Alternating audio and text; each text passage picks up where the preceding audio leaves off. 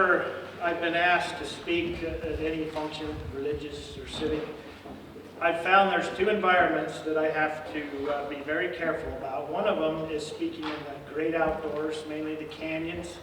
There's a lot of distractions with canyons. And the second one is when you're competing with food, like today, especially R&R. So it's good to be here. I really feel like the relationship that we have with the Chamber is a very reciprocal relationship. As they might appreciate what we do, we appreciate so much what they do.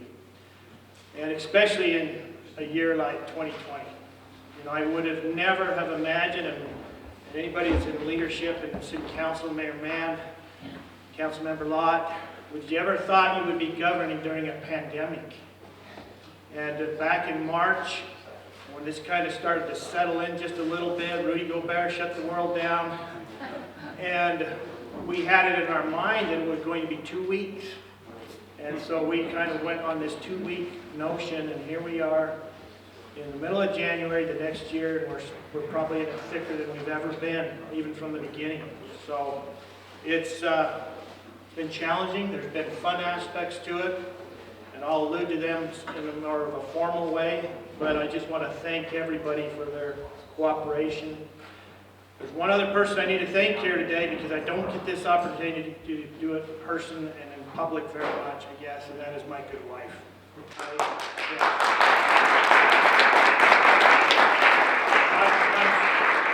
I'm certain that years down the road I'll be a person, maybe a picture and a plaque.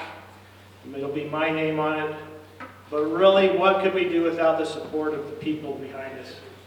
And she's been very supportive of anything that we've done. Here she is today, listening to another boring speech, but we couldn't do it without family and friends.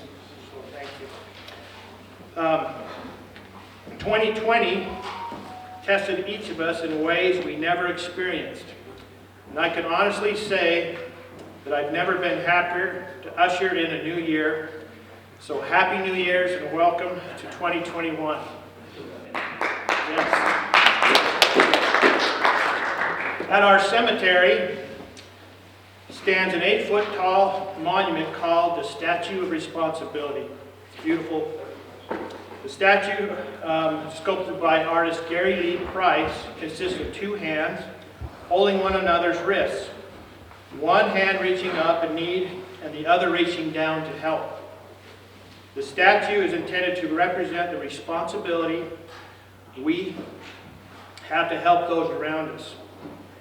In delivering this address, I will share facts regarding our city's accomplishments, but my main focus will be on our efforts in our community to extend our hands down, like the statue, and lift up those in need.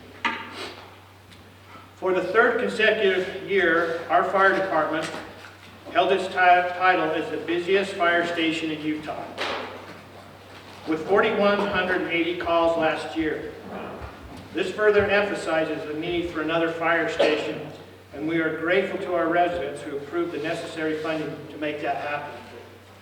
We have been actively working with UDOT, Utah County, and property owners in the northeast portion of our town to locate a station that will meet our needs.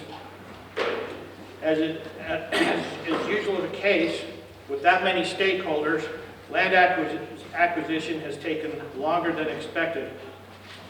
But in the meantime, we have been operating in a nearby Cedar Hill station. Additionally, we have already begun architecture and design work. Our current estimate is that we will identify the location and begin construction late 2021. As a reminder, the $8.5 million bond that was passed will not add onto the city's debt service, as it will replace debt payments from our police station, which ended last year. Thanks in part to our Park, Arts, Recreation, and Culture tax, we were able to finish Phase 3 of our Ardai Regional Park, adding 8 additional acres of grass, 2 additional baseball fields, and scorekeeper's tower. It's a beautiful park that has been 30 years in the making. It's a beautiful, and we're not done yet. In 2021, we will begin work to improve the intersection where you can enter the park to make it a lot safer. We are also working to loop parking all the way around the baseball field, possibly adding a dog park and making some safety improvements to the disc golf course. Our die is a beautiful jewel in North Utah County, and we are excited to see it completed. While COVID-19 may have slowed some things down, American Fork City continues to grow. We continue to be a great place to raise a family, to work, and to recreate. We are grateful to the residents and businesses that decided to call American Fork City home and contributed to our 6% increase in permits issued last year.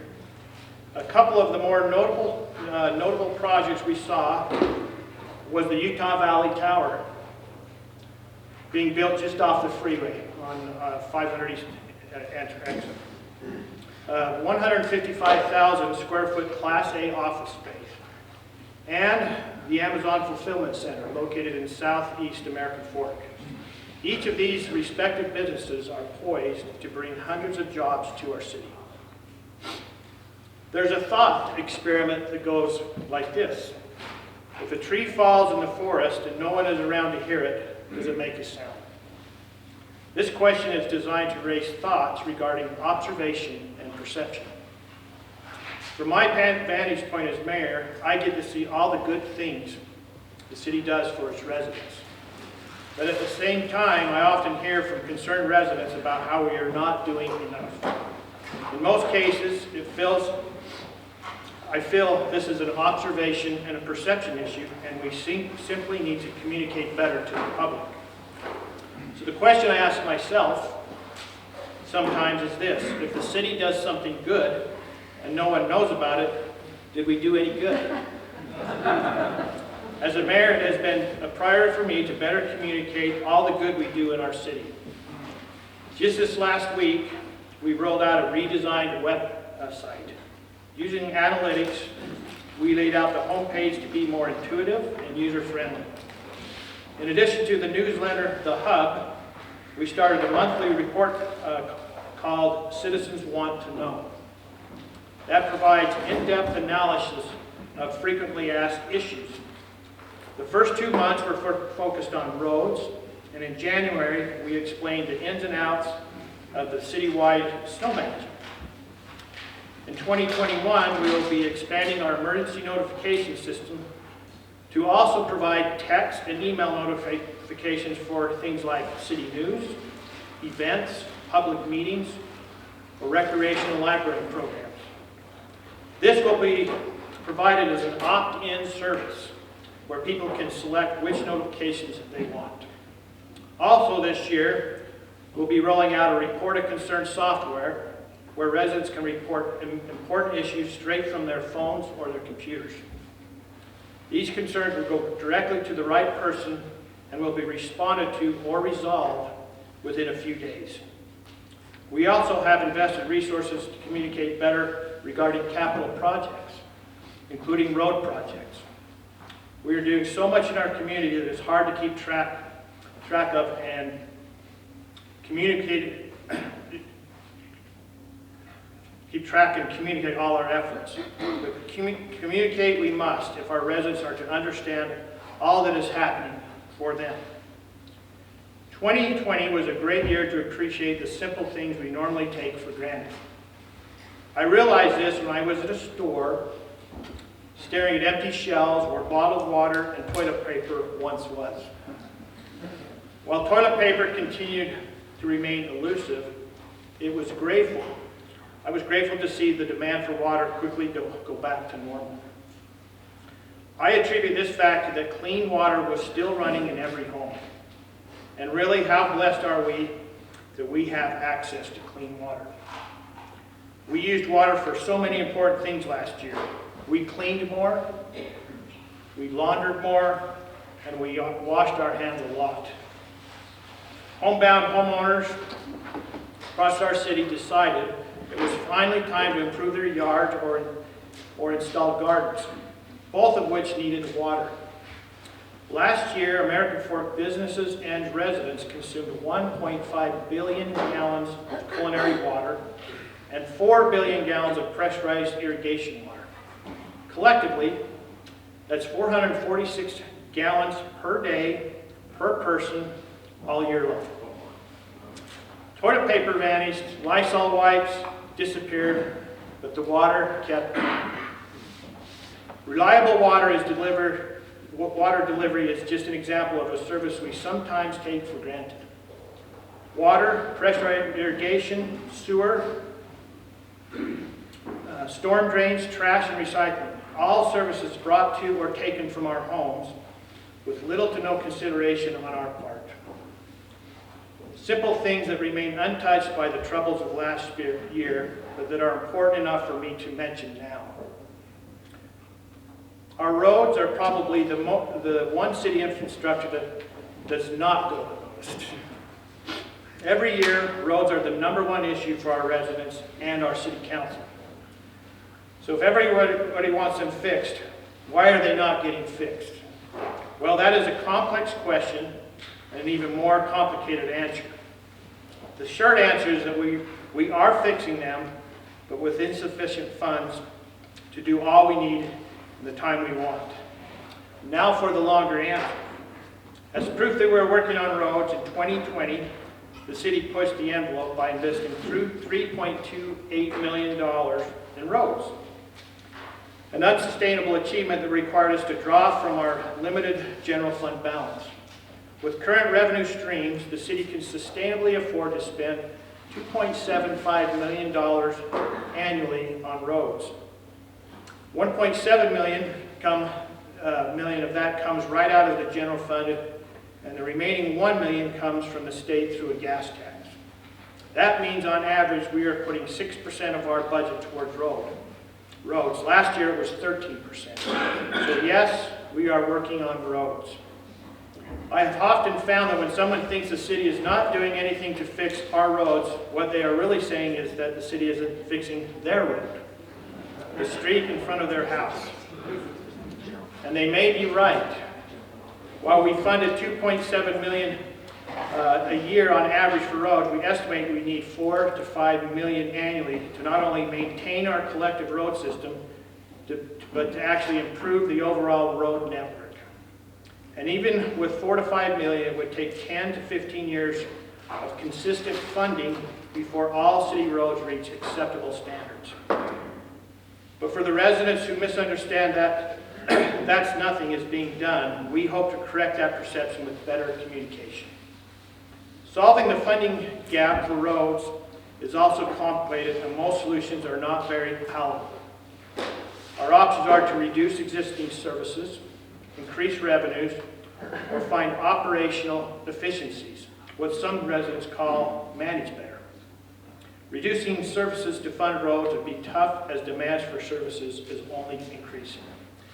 And even if we weren't increasing, we could completely shut down our library, parks, and fitness center and still not have enough money for our roads. Increasing roads would require raising property taxes. None of us wants to pay more in taxes, which is completely understandable. But we are asking residents to manage expectations. The service residents want is proportionate to what they're willing to pay. American Fork has not raised property taxes for close to 15 years. And in the last time we did an increase, it was for roads. Unfortunately, the increase was so small that it equates to about $350,000 a year in today's dollars. Lastly, we cannot and do look for ways to operate more efficiently. I go through the budget with the City Council every year. I promise you, we look hard for every opportunity to run as efficiently as possible. We have more employees wearing more hats than a hat rack. We are implementing technologies and software that can streamline processes. But in all these cases, the savings, if any, are in the thousands or tens of thousands of dollars, not the millions. And when the funding needs represent over 20% of our existing budget, we are way beyond just being more efficient to close this gap. As I said, fixing roads is a complicated issue. Hopefully you understand the complexity a little bit better now. The solution will be a mixture of better communication, regarding what we have done, increasing funds for what we need to be done, and managing expectation regarding what can be done with our existing resources. Like many of our businesses, the city had to reinvent itself to ensure we were safe and compliant while still providing our essential services.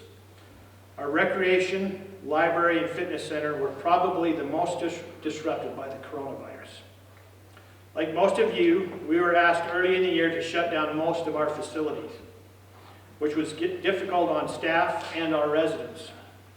Unsurprisingly, we all discovered quickly that when we were stuck at home, things like exercise and reading become very important.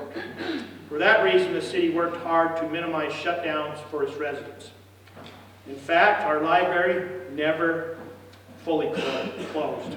Rather, our librarians redirected resources to provide more ebooks. They even started curbside book pickup and book quarantine processes.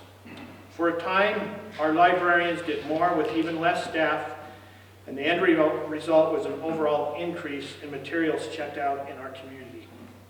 We saw an increase in materials checked out in our community of 30% in e-book circulation and an overall circulation of 370,000 items from our library. They were rock stars. Additionally, our Recreation and Fitness Center did a tremendous job of implementing every changing regulation while still allowing patrons to use our facility and resources. At times, this was very difficult. Often, we were not provided advance notice when state officials announced changes to health guidelines and regulations, but we adapted quickly and implemented those changes almost overnight every time. Despite having to cancel a few of our recreational programs, we still had over 5,300 participants this year, maxing out most of all our remaining programs. And our fitness center residents were as active as ever, with over 200,000 visits last year. I felt our seniors were put in a perilous position during 2020 when they were asked to self-quarantine for their own safety. But in doing so, we're stripped of the activities and the socialization that are vital to the mental and mental and physical well-being. Some were also faced with possibilities of not getting basic needs like food and toiletries. But I'm so very proud of our businesses, residents, and city staff who would not let our seniors avoid only one risk only to succumb to another. Our businesses created special windows of time in which seniors could go shopping without crowds. I received numerous reports of families and neighbors checking regularly on elderly people in our city. And when we were asked to eliminate public gatherings, I immediately met with our senior center staff to see what could be done. Our senior center pivoted beautifully and began offering meals in a grab-and-go fashion.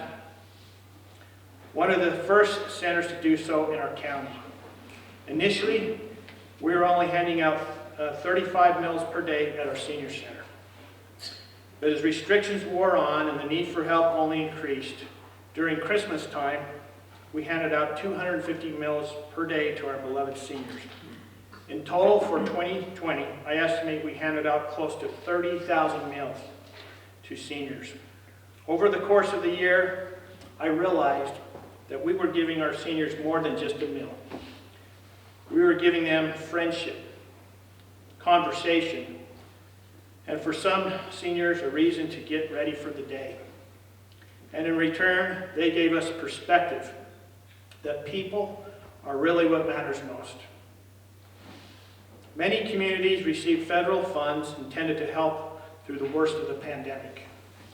While the money was directly given to residents, many businesses had to apply for those funds. This increased the chance that businesses might miss out on essential funding. But thanks to the educational efforts of our chamber, American Fork City had the largest portion of business apply for and receive COVID-19 funds than any other city. They worked hard, and as a result, nearly $2 million were given to sustain American Fork businesses and nonprofits. And together with our beloved businesses, the Chamber also worked hard to make sure our residents were taken care of. They did this by sponsoring events like our Still Days, our surprisingly popular Halloween drive-thru, our Santa Parade and Letters to Santa campaign. These were terrific events that showed citizens that we have not given up on them. One of the saddest effects of the coronavirus was that it forced us to put on hold some of the most meaningful moments of our lives. Funerals, weddings, graduations were negatively impacted, if not canceled altogether. That didn't sit right with me, which is why last year we repurposed our historic City Hall so that our residents could hold virtual weddings and funerals. In addition to the physical space, we also gave them access to our virtual meeting software, all at no cost. AF City and businesses also helped our seniors, our high school seniors, celebrate graduation with a Main Street cruise. Families across the American Fork once again were able to participate safely in precious family moments. When considering what to include in this address, I asked myself, what has been important to our residents? This was a particularly meaningful exercise this year for me, as I realized 2020 has helped us all reevaluate what really matters. We all know roads are important. Drinking water is important. Being safe and healthy is important. But a high quality of life also consists of many smaller things that are far more important than we ever realized before. For some of our seniors, it was important they had a place to go and people to talk to. A reason to get ready for the day. For young couples in love, it was a chance to share their marriage vows with their families. For families, it was important they spend time together outdoors.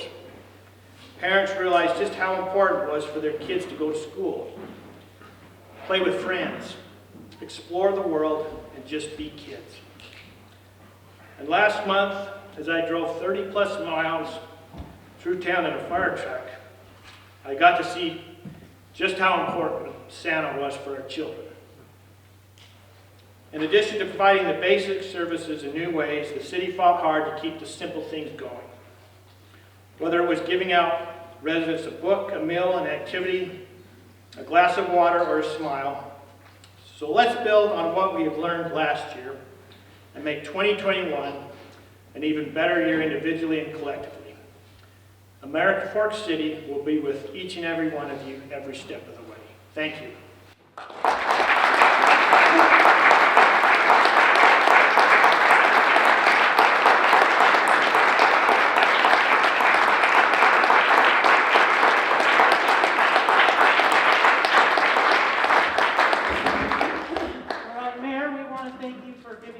Today.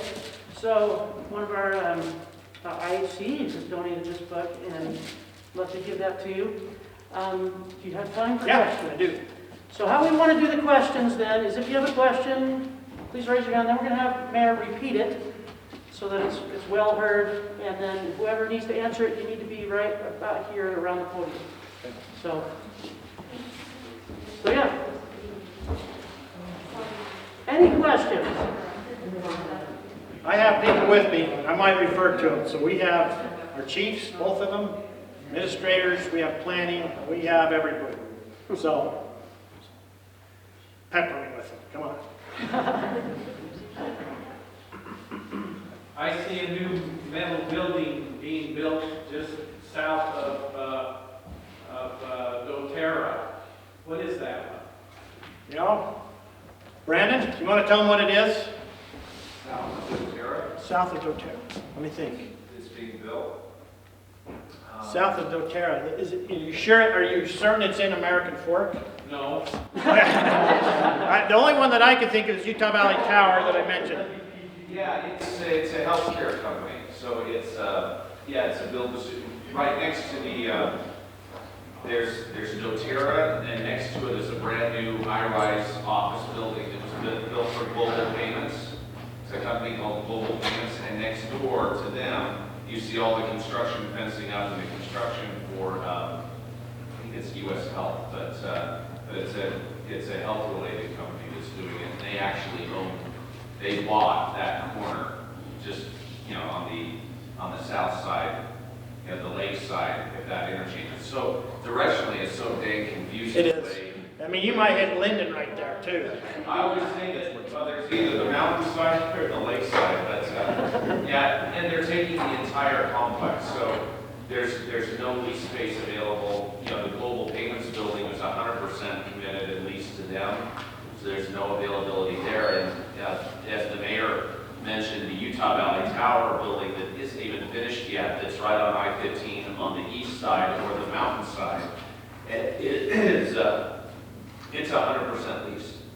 It's fully leased. There will be an announcement made in the near future relative to that building. And then, if any of you are familiar with where Evermore is located, right next to Evermore, there's a brand new 3-story building. The whole third floor of that building, we had a heck of a time this last year getting any activity or traction, but it's now 100% leased by a company called Class Enterprises, who's moving from Orem, from the old Word Perfect campus from Canyon Park to what is called Urban Grove next to Evermore. See, you look at the combined activity in Pleasant Grove, American Fork, and of course Lehigh, and it's really encouraging. But yeah. We're not going to talk about Pleasant Grove anymore. So what's your biggest ask of the businesses and of the citizens for this coming year? Well, we have a survey. Can you repeat the question? Okay, he wants to know the biggest ask of the businesses and residents, correct? Okay, that's a summary of it.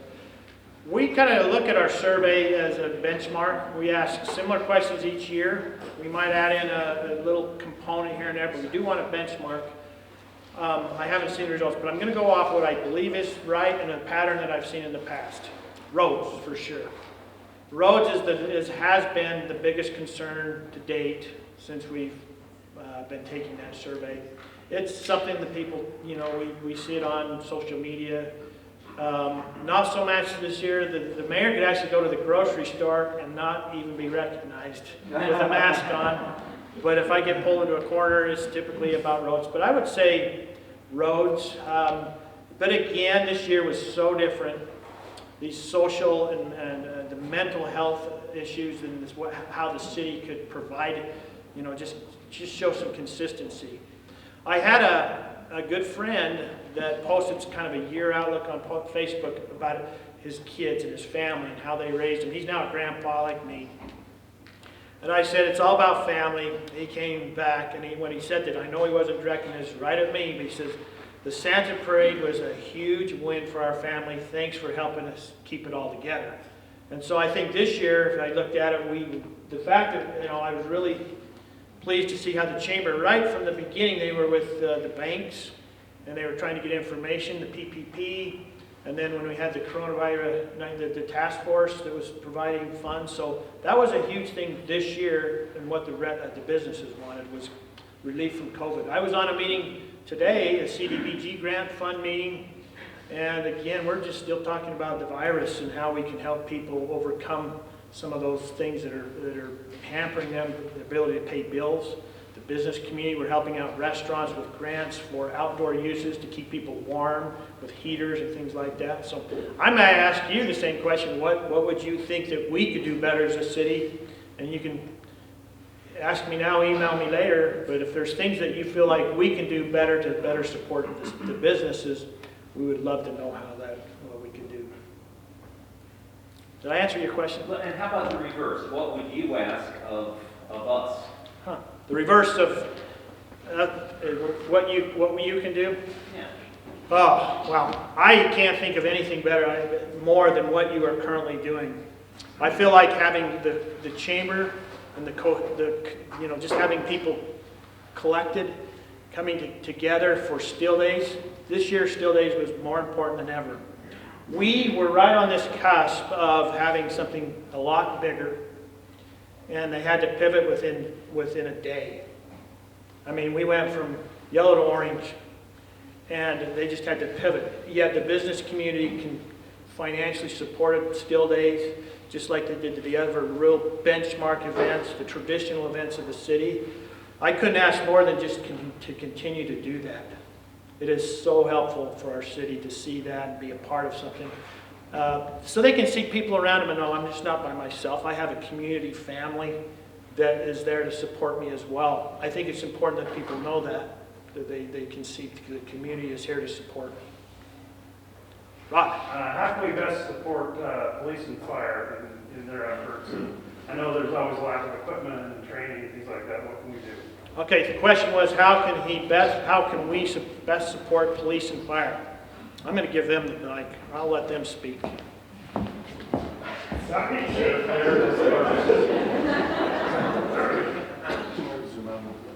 I think the biggest thing we need is just the communication.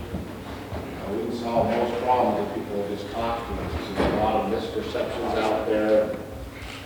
Communication solves 90% of our issues. So that's what I'd say is just let us know if you see something and participate when you can.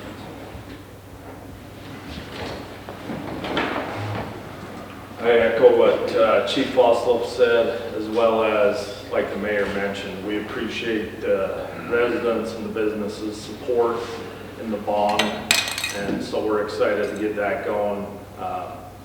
Super busy, but we appreciate that, and just be patient with us. We're growing, so we're trying to keep up with it. So the guys and gals are working hard. So.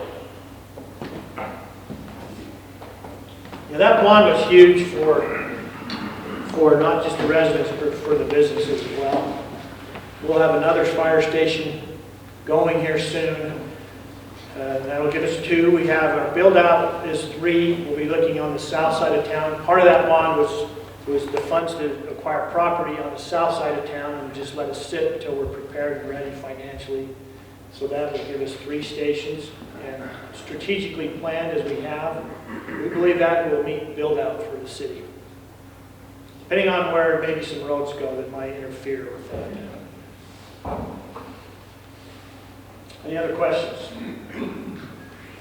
I was just wondering if this year has given you, from your perspective, is there anything that you would like to, that you tried that you would like to keep, like the Santa Parade? I mean, this year made us all think differently. Is there something that you really like to keep, like to keep it that way? Well, it's funny because after the Still Days Parade and the Santa Parade, everybody's saying, I think we found what is best.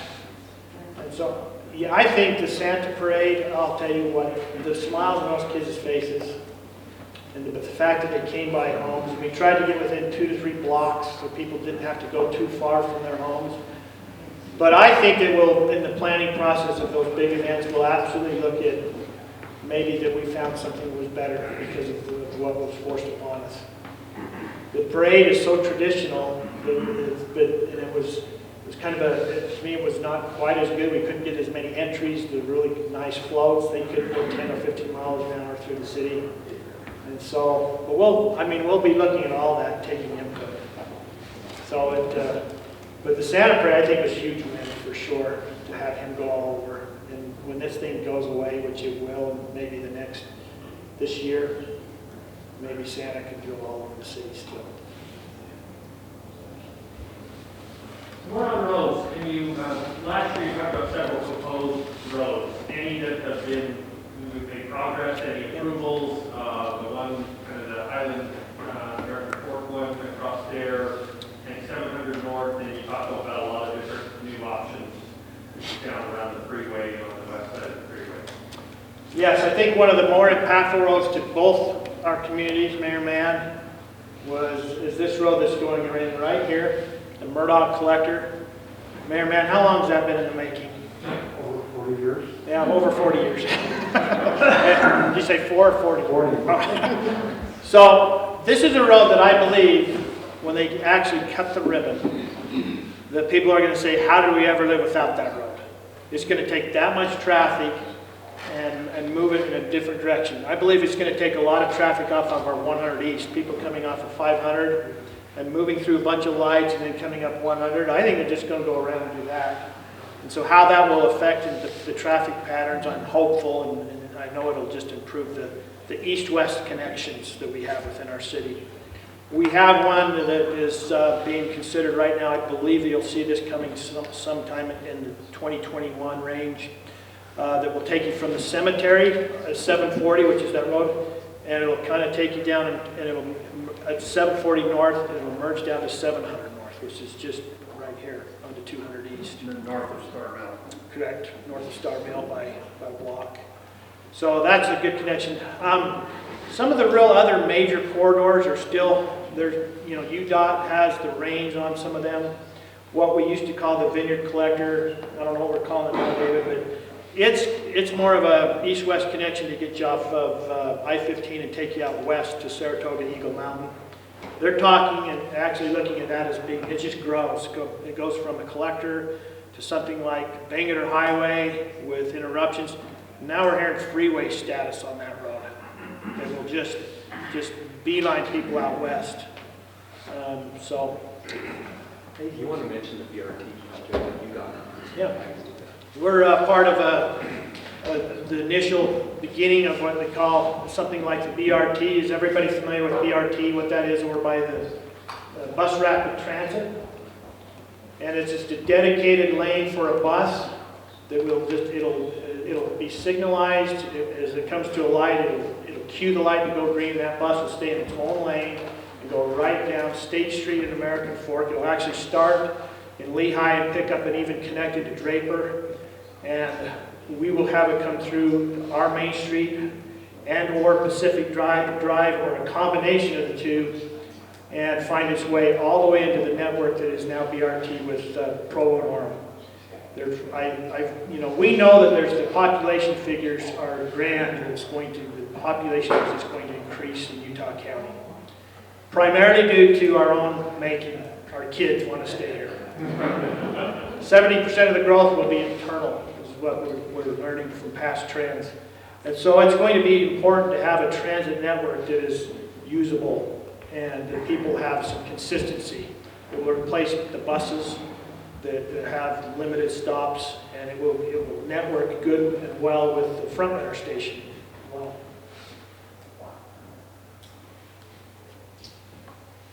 good question. Right. Talk fiber utility. Okay, glad you said utility, Rod. Yeah. Not just fiber. I might have mentioned, something at the store. So, the city, as you know, many of you know, we looked real hard at a fiber project and how that might fit in our city. We have unique assets to the fiber world that no city has. We have a NOC, Network Operations Center, that we currently have just below our fire department in the same building. And we have mid-mile fiber. It's the envy of the world. But that mid-mile fiber along the I-15 core does not have any value as it sits dark right now in the ground. You bring value when you light it up and you bring it places. And so we've spent a lot of time discussing that. I would have to tell you that the coronavirus kind of took that and put it to the wayside. It was, the virus and managing that has been somewhat at times all-consuming. David and I think there's been times we've worked 7 days a week. We've had to meet on Sunday to pivot and to take care of the city's staff. But I expect we're going to pick it back up, and we're going to talk about it this year. And we'll go back to what we had, and we'll explore every option available. So I don't know what the end will be, but I know it's on a shelf. It's not in the garbage. Yeah, I'd put it as a high priority because I think people learn that bandwidth and connectivity is absolutely crucial if you can't get out and go anywhere. Correct. Yeah, I see on Facebook, mine's out, is yours out, mine's out, and then I just see it if we're learning anything, that's almost become a fundamental part of life, is to be connected, for sure. Good question.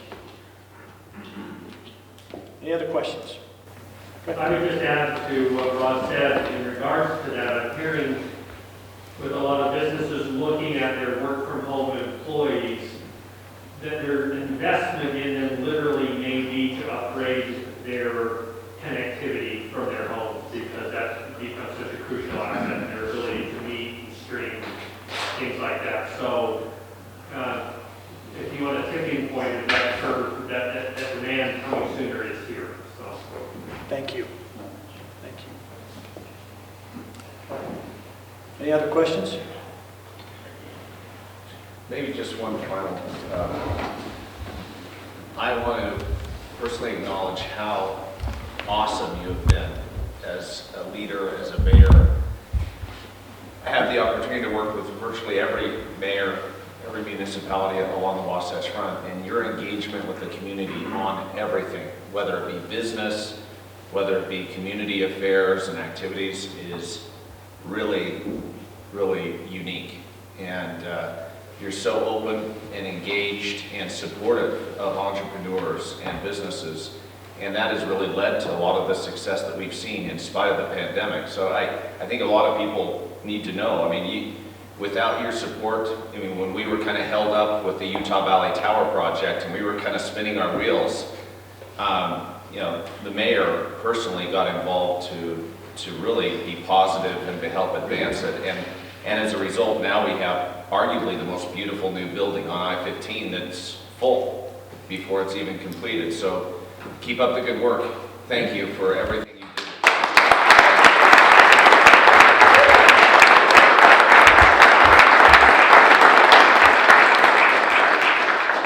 I just could never underestimate the help. I mean, the mayor's one man, and he can set a tone, and I try to do that. But I'm telling you that we have an incredible operating city council in the city. We do not have philosophies of the national government. We really look local, and we are the ones that affect you the most. We understand that role, and we have just diverse backgrounds that come together, and we solve problems. We don't bicker. We shake hands. We might have disagreements, but it's not hostile. We really can't say enough about our city council, Councilmember Barnes and Councilor Carroll. And then our staff is just incredible. I feel like we have the A-team as our senior staff, and from there it just trickles down. And so when you have the A-team as a senior staff, then that trickles down right to the end of the row. And I just couldn't be more pleased from our city administrator, David Bunker, across the board. We operate at a very high level with people. So it takes a lot of people to run the city. So thank you.